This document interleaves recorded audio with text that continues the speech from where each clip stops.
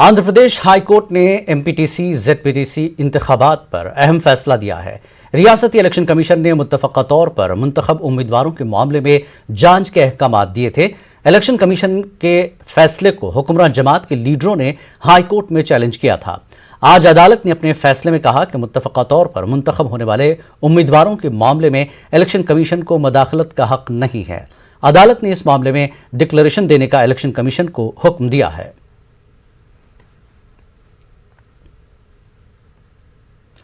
आंध्र प्रदेश के साबिक वज़ीर आला चंद्रबाबू नायडू को एपी सीआईडी ने नोटिस जारी किया है। अमरावती अराजी अलॉटमेंट मामले में पेश आई बदनवानी को लेकर चंद्रबाबू नायडू को नोटिस जारी किया गया है। सीआईडी चीफ सुनील कुमार ने बताया कि चंद्रबाबू नायडू को हैदराबाद में वाक़ उनके मकान पहुंचकर नोटिस हवाले किया गया और 23 मार्च को हाजिर होने का हुक्म दिया है। उन्होंने बताया कि चंद्रबाबू नायडू जिस वक्त वजीर आला थे उस वक्त अमरावती में अराजी की खरीदो फरोख्त और अलॉटमेंट में बड़े पैमाने पर बदनवानी हुई है, जिसकी जांच सीआईडी के जरिए की जा रही है। चंद्रबाबू नायडू को जारी करदा नोटिस पर सियासी हलकों में हलचल मची है। तेलुगु देशम पार्टी का कहना है कि मौजूदा जगन हुकूमत बौखलाहट का शिकार हो गई है। सीआईडी की जानिब से चंद्रबाबू नायडू को नोटिस जारी किए जाने पर तेलुगु देशम पार्टी ने नाराजगी का इजहार किया। तेलुगु देशम पार्टी के एमएलसी बुद्धा वेंकन्ना ने कहा कि वजीर आला जगन मोहन रेड्डी अपोजिशन की आवाज को दबाने के लिए सीआईडी का सहारा ले रहे हैं। उन्होंने कहा कि हाईकोर्ट ने भी इस मामले पर क्लीन चिट दी है। इसके बावजूद जगन मोहन रेड्डी सीआईडी का सहारा लेते हुए चंद्रबाबू नायडू को परेशान करने की कोशिश कर रहे हैं। ప్రభుత్వాన్ని వ్యతిరేకిస్తున్నాం కూడా ఇవాళ సిఐడి కానీ లా అండ్ ఆర్డర్ కానీ ట్రాఫిక్ కానీ క్రైమ్ కానీ ఇవన్నీ కూడా జగన్మోహన్ రెడ్డి గారు చేతిలో పెట్టుకున్నాడు। ఇవాళ సిఐడి నోటీసులు ఇచ్చిందంటే కావాలని చంద్రబాబు గారిని సిఐడి ఆఫీసుకి పిలిపియాలంటే జగన్మోహన్ రెడ్డి గారు కూడా సిబిఐ ఆఫీసు చుట్టూ తిరిగాడు కాబట్టి చంద్రబాబు గారిని సిఐడి ఆఫీసుకి తిప్పాలి అని ఒకే ఒక తలంపుతో ఆయన పరువు మీద దెబ్బ కొట్టాలి అని ఆయన కావాలని ఈరోజు बैंकों को खानगियानी के खिलाफ बैंक मुलाजमीन की 2 रोज़ा हड़ताल खत्म हुई। विजयवाड़ा के पुराने शहर में यूनियन बैंक ऑफ इंडिया के रूबरू बैंक मुलाजमीन ने धरना दिया, जिसमें हजारों मुलाजमीन ने हिस्सा लिया। एहतजाजी मुलाजमीन ने बैंकों को खानगियानी का फैसला वापस लेने का मरकज से मुतालबा किया।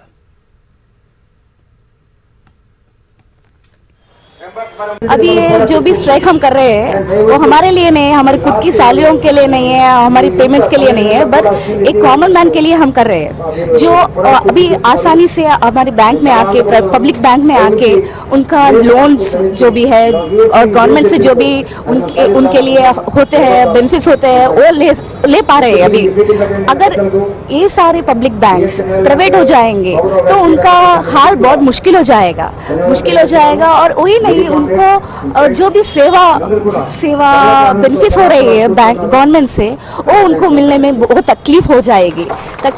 उनको इतना आसानी से जो भी अभी सेवा मिल रही है वो मिलना बहुत ही ज्यादा मुश्किल हो जाएगा। हमारा वही निदान है कि ये प्राइवेटाइजेशन रोकना है।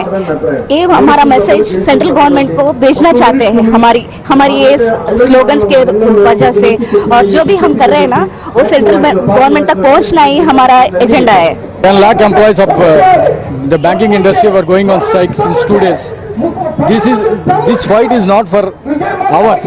This is the fight for the entire 130 crores of Indians who are being very much happily sleeping because of the public sector now going on in this country.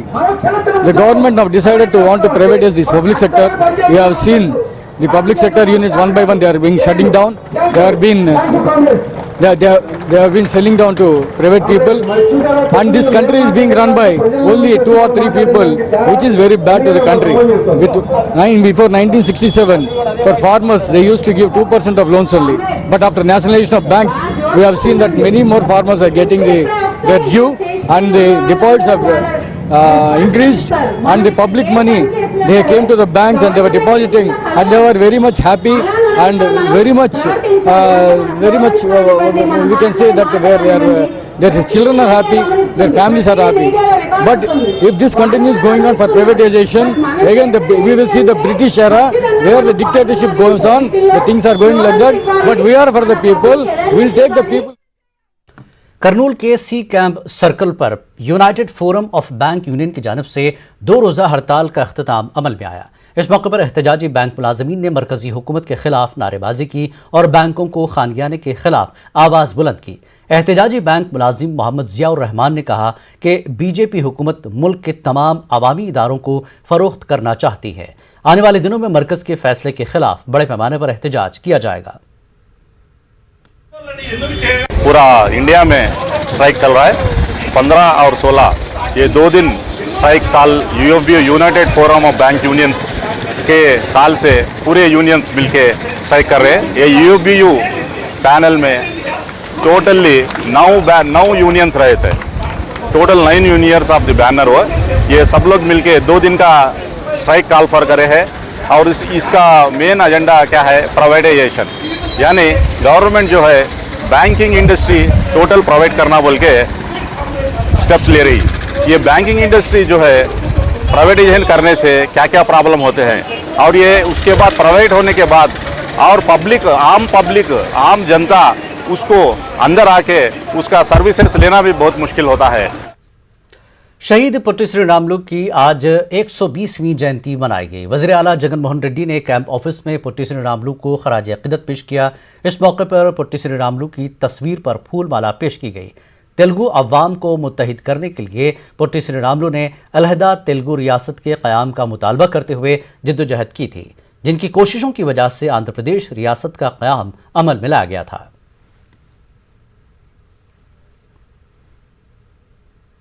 Kurnool में भी पुट्टी श्री रामुलु को खराज अक़ीदत पेश किया गया और रुकन असम्बली हफीज़ खान व दीगर ने पुट्टी श्री रामुलु के मुजस्समे पर फूल माला पेश की और उनकी खदमात को याद करते हुए उन्हें खराज अक़ीदत पेश किया।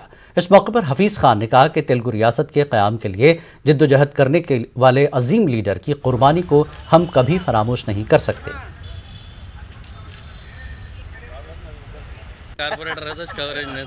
पुट्टी श्री रामुलु साहब का जयंती 120वां जयंती है। उनको जो है फूलों से उनके स्टैचू को डालकर उनकी याद में उनको याद करना इसलिए ज़रूरी है क्योंकि वो अपनी गर्ज के वास्ते नहीं काम करे, सारे तेलुगु स्पीकिंग पीपल के वास्ते जो उस टाइम पे उनके साथ नाइंसाफ़ी हो रही थी उनके लिए एक स्टेट होना ज़रूरी है बोलकर अपनी जान देकर तेलुगु स्टेट्स को जो है आज क़ायम करे हैं।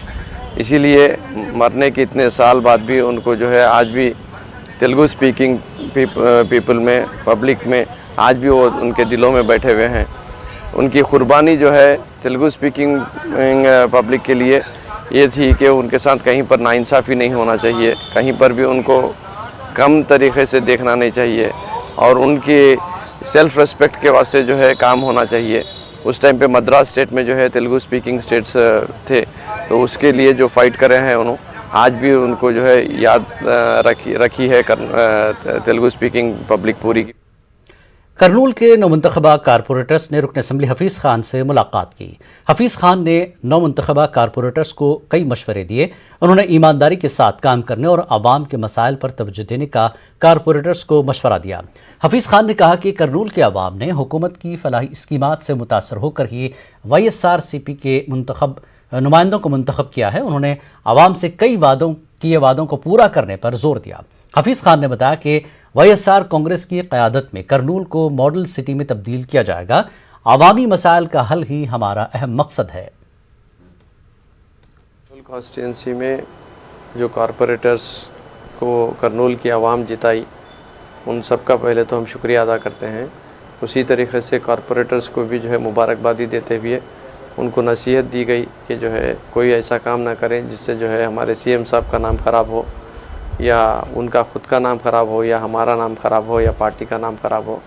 जिस तरीके से हमारे को CM साहब पिछले 10 साल से हमारे को हिदायत दिए हैं, जो रास्ता बताए हैं कि पब्लिक के साथ हमेशा अपने कनेक्शन बनाए रखना, आप जो है मिलते रहना, उनसे बात करते रहना, उनके हर प्रॉब्लम को जो है सॉल्व करते रहना, रिस्पॉन्ड करते रहना, सर्विस देते रहना। जो हिदायत हमारे को CM साहब बताए थे वही हिदायत भी उनको भी बताएं ताकि वो जितना अच्छा काम करेंगे तो उतना अच्छा नाम उनको भी होगा, गवर्नमेंट को भी होगा। से ये लोगों से भी मेरी रिक्वेस्ट किया हूँ मैं आज कि उसी तरीके से आप लोग काम करें, पब्लिक का दिल जीतें। आज वो लोग आपके ऊपर बहुत सारा उम्मीद रख के और यकीन से जो है जगन मोहन रेड्डी साहब की वजह से आपको वोट देकर जिता है।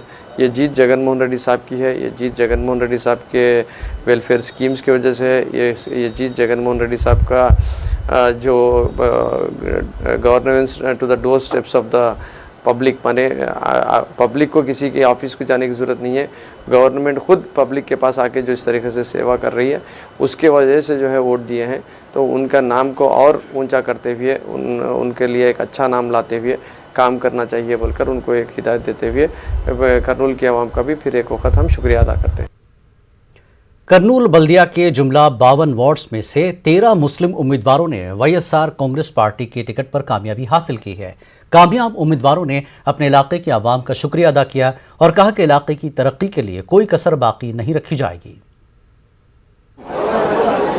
मेरे वार्ड के मेंबर्स का और अपनी आवाम का मैं शुक्रिया अदा करता हूं, ख़ास तौर से हमारे एमएलए हरदिल एमए हफीज़ खान साहब की मैं शुक्रिया अदा करता हूं जो मेरे ऊपर भरोसा करके उन्होंने सीट दिया था और अल्लाह वो सीट से हम लोगों को कामयाब कराया और सारे दुश्मनों का मुंह पे ताला लगा दिया, वैसा काम हुआ। इंशाल्लाह आगे जाके 5 साल के अंदर जो भी मेरे वार्ड के वास्ते मैं खिदमत कर सकूँगा वो पूरी खिदमत करूँगा और हर जनों से मैं गुजारिश करता हूं, चाहे वो अपोजिशन रहने दो या कोई भी रहने दो, उनका काम जो कुछ भी रुकावा है मेरे पास आइए और मिलिए। मैं खुले दिल से वो लोगों का काम करूंगा। मैं ये नहीं सोचूंगा कि ये पार्टी के है, वो पार्टी के है, ये पार्टी के सपोर्टर्स है, वो कभी नहीं सोचूंगा। मेरे दिल से काम करूंगा और 24 घंटे और पब्लिक के वास्ते मैं खिदमत में रहूँगा और पब्लिक को भी जो कुछ भी काम है आप लोग आके मेरे से डायरेक्ट मेरे घर पे मिल सकते हैं। मैदान में ही मेरा घर है खड़गपुरे पे, आप लोग कभी भी आके मेरे से मिल सकते हैं। कि पब्लिक जो है हमें अच्छी मेजॉरिटी से जीता है, मैं उनका शुक्रगुजार करता हूँ। इससे पहले मैं हमारे ख़ानदान से वालिद साहब भी यही फील्ड में थे, 4 टाइम कारपोरेटर रह चुके हैं। इस बार मेरे को एमएलए साहब हफीज़ खान साहब मौका दिए वाईएसआरसीपी पार्टी की तरफ से और जीत गया। हर चीज़ से मैं पब्लिक को सर्विस अवेलेबिलिटी में रहूँगा 24 आवर्स। जो भी काम है मैं उनको आगे रह के उनके पास जाके उनकी मुश्किलों को दूर करूंगा। कौन सी पार्टी की कुछ भी नहीं, मेरे को काम करने से मतलब ख्याल रखते हुए मैं आगे बढ़ता रहूँ। मैं सब लोगों को शुक्रिया करता हूँ जिसने मुझे मेरे हक में वोट डाले और उनका भी शुक्रिया करता हूँ जिसने ना दिए। मैं जो वोट दिए थे उनका भी काम करूँगा और जो मेरे हक में ना वोट ना होते उनका काम करूँगा। मैं सब पब्लिक एक ही सामान है। मेरे वालिद साहब इससे जो है लास्ट काउंसिल में जो है डिप्टी में रह चुके हैं। इंशाल्लाह मैं भी जो है मेरे वालिद साहब के साथ मैं भी मेहनत करके पब्लिक में रह के पब्लिक के जो भी मुश्किल है दूर करने की कोशिश करूँगा। नईपेट के लोगों को सबको शुक्रिया अदा कर रहा हूँ और एक हमारे एमएलए साहब भी बहुत करे हैं हमको। एमएलए साहब हंदे हमारी पार्टी भी हंदे मेरे को चुनको बहुत अच्छा करिए है और एक आको हमारे नईपेट में कोई सी भी तकलीफ हंदे कोई सी भी काम हंदे 24 घंटे में पब्लिक के वास्ते सेवा करने रेडी हूँ।